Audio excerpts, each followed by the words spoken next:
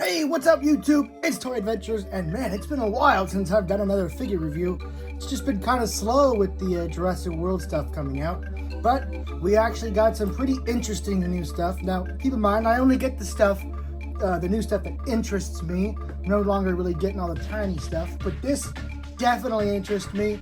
It's just a really cool figure, and I especially love the colors on it. Today, we are taking a look at the Jurassic World Chaos Theory SUCHOMIMUS. So, this is obviously based off of the SUCHOMIMUS' appearance in Chaos Theory. Now, keep in mind, I have not seen anything from Camp Cretaceous past Season 2, I believe. I just kind of lost interest in it, and I never really was interested in Chaos Theory, but I have heard good things, so I might check it out eventually. But in the meantime, I do know that there was a pretty interesting, I believe, hippopotamus versus SUCHOMIMUS fight, and in that fight scene, we of course got this awesome-looking SUCHOMIMUS. Now, the first thing I thought of when I saw this thing was, of course, the Kenner Utah Raptor. I mean, when I put these two side by side, I'm sure you guys can immediately see at least the somewhat similarities between the two. As you can see, there is a clear similarity in the at least basic color scheme with the orange and black, but there are some key differences. But I like to think that the people at Chaos Theory or whoever was making that show were doing a bit of a homage, a callback to the classic Kenner Utah Raptor. A dinosaur which, interestingly, has not found its way in any way, shape, or form into the Mattel line thus far. It has been announced for 2025, so that's interesting. I wonder what the design will be. I just hope it eventually reaches the Hammond collection. But anyway, that's a different figure. I also hope this one reaches the Hammond collection, and I actually hope they use the Camp Cretaceous look. I actually think Camp Cretaceous did a great job. I'll get more into it once we open this thing, so I'm going to go ahead and get into the box pretty quick here, just so we can get to the figure. It's standard for Chaos Theory. I actually really find these kind of boring. They are pretty eye-catching on the shelf with how vibrant and bright they are, but the background just being the Jurassic logo enlarged is really boring to me. I miss when I used to have like jungles or kind of set pieces. It says Gigantic Trackers SUCHOMIMUS. Now, there's also the Styxosaurus, which yes, of course, I did find, but I'll get it, but just not right now. It just really didn't catch my eye. I don't know why. But this one definitely did, obviously. We've got all-around chomp, total thrashing action. So this is a really cool figure, and I get to that in just a moment, why I particularly adore this figure. But that is pretty much it for the box. It's pretty simple. So, yeah, let's go ahead and break this SUCHOMIMUS free and see how good she really is. All right, so here we have her out of the box. And, of course, I'll compare her to our previous Suchos that Mattel has given us. But for now, spotlight's on her. And I'm going to go ahead and give you a spoiler warning. She is the best we've gotten so far. Now, taking a look at the sculpt, one thing I've noticed, and it's kind of hard to notice at first, but once you look at the actual sculpt, you'll notice it pretty quick. She is loaded with wounds and scratches and gashes. You can see right here, this is a painter's dream. Anyone who wants to go in there and, you know, bring all that detail out, they're going to have a lot of fun just filling in. You can see there's just a bunch. There's a bunch down here on her, the bottom of her jaw. Even right there where I was accidentally showing you guys. Her chest is even scratched up. She has this interestingly gray painted one right here. I don't know if that's why that's gray. I guess it's supposed to represent scarred flesh. I can kind of see that. Rexy's were kind of gray. They're more of just like a, you know, a scarred color of what her color was. But this just kind of looks just straight up gray. But I concur. There are more going here on her thigh right here. There's a huge one right there on her, the back of her haunches. And it almost looks like a dino damage piece. I really think they should have painted that one in. It's way bigger than the gray one. Yeah, pretty interesting. And then you've got just a load back here on the tail. Take a look at the other side. She has even more. I mean, damn, she likes to pick fights. She's constantly getting into trouble. Can't keep her mouth shut. Can't stop talking that ish. You know, she wants the smoke. and she has been roughed up a few times because of it. So, very gnarly looking sculpt. I really like it. Some may find it obnoxious. I can definitely see that, especially here on the bottom of the jaw. It's just too noticeable to just kind of paint over it and pretend it's not there.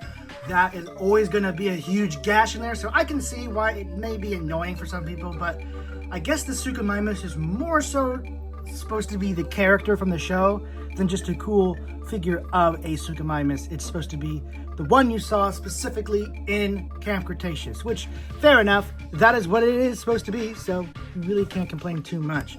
That aside, it just happens to be a fantastic, molded, painted, sculpted, basic SUCHOMIMUS toy. So,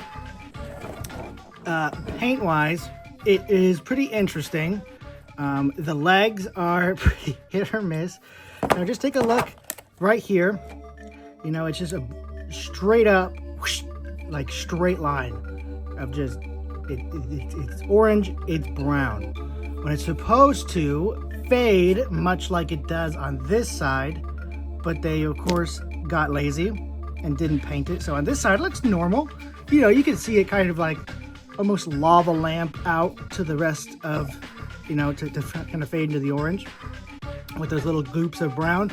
But on the other side, they didn't give a damn, and it's just the brown plastic foot. So it looks really awkward from one side, and unfortunately it is with both sides. So either way you take pictures of this, it's gonna look a little odd.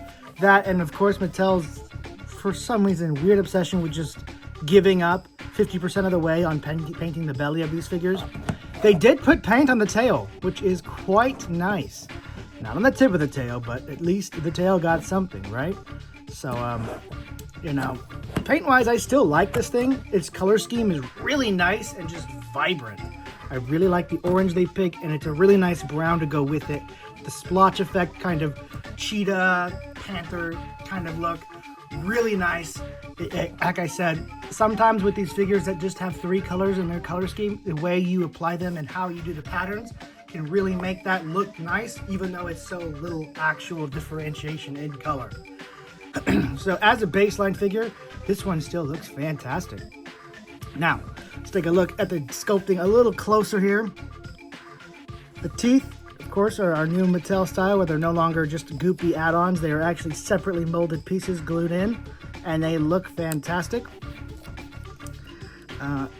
Just another one of those really nicely sculpted ones. The scales have a lot of definition in here, and people who repaint me are gonna have a lot of fun with this figure. This is definitely one worthy of being repainted, and especially for me, because that's going to lead us right into its action gimmick. The whole reason you'd buy this thing, other than you know, its sculpt is nice, is its action gimmick. What separates this from the rest and what makes it so cool? It has a puppeteering gimmick. And like all good puppeteering gimmicks, as the Lord intended, you control it from the tail. So if you wanted to record yourself, I wonder who does that, with these dinosaur toys in your hand trying to make them look lifelike. Who would ever do that? You absolutely can, and it's a lot easier. So let's go ahead and see what the Sucho can do. So we move the tail down, the head goes up and snaps. We move the tail down, down, and snaps. Move the tail side to side, head kind of tilts and sways. And also, of course, chomps. What I like about this is that you can easily control the mouth. With the Beckel Spinax, when you would move it up, the mouth would clamp so fast, you wouldn't be able to really pose it with its mouth open. And its mouth clamp was so weak, it's not like it could catch a figure, so it was just a pointless gimmick.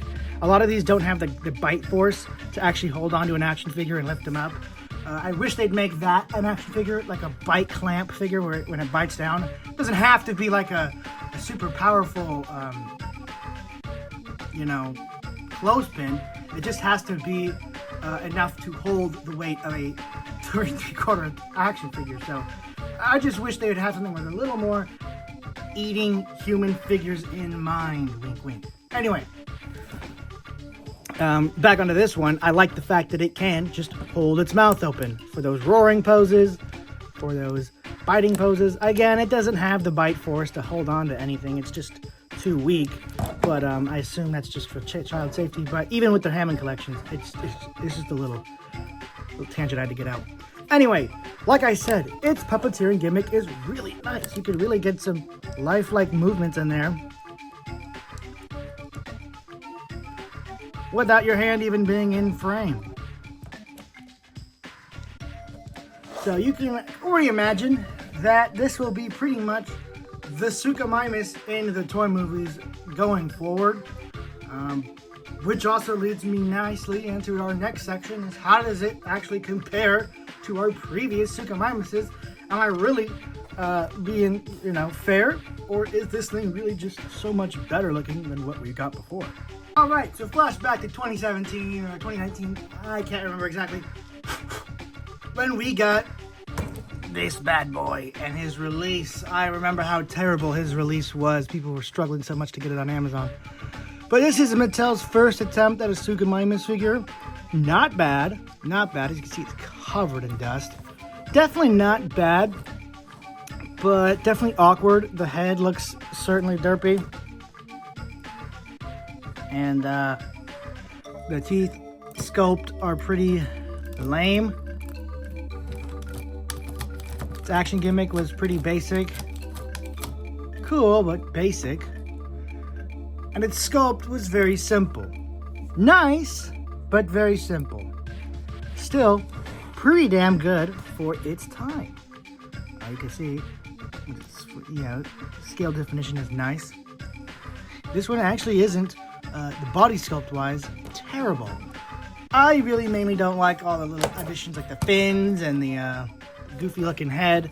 So that's why this one is definitely a huge improvement in my opinion, and I'm sure a lot of you do agree as well, that as cool as the original Mattel Sucho was, it wasn't a bad figure, but it was a little subpar in terms of looks, design specifically, not the actual quality of the toy.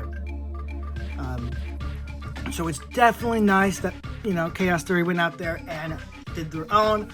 I actually prefer Chaos Theories over the official Jurassic World website. They had their own version of a SUCHOMIMUS, and I actually like this more orange, dark brown, kind of burnt umber, and even like neon yellow, kind of yellow-green underbelly look. It really does look a lot more Jurassic Park. So that is something that I'm happy that they went with, and I hope that the Hammond collection does that the same. I hope to go with Chaos Theories instead of the official Jurassic World website, just because I think Chaos Theories has a bit more vibrancy and life. So that's pretty much it for this SUCHOMIMUS review. I am definitely a fan of this figure. I think it is a definite home run, a cool way to bring and redo an old, species that they've already covered before. That's kind of why I gotta give respect to Chaos Theory for making them in a way, pretty much making them make a better SUCHOMIMUS figure. That's kind of an hidden power that Chaos Theory has. If they want to do a new unique dinosaur design, they can, and it kind of forces Mattel to do that design as a toy because obviously it's going to be popular.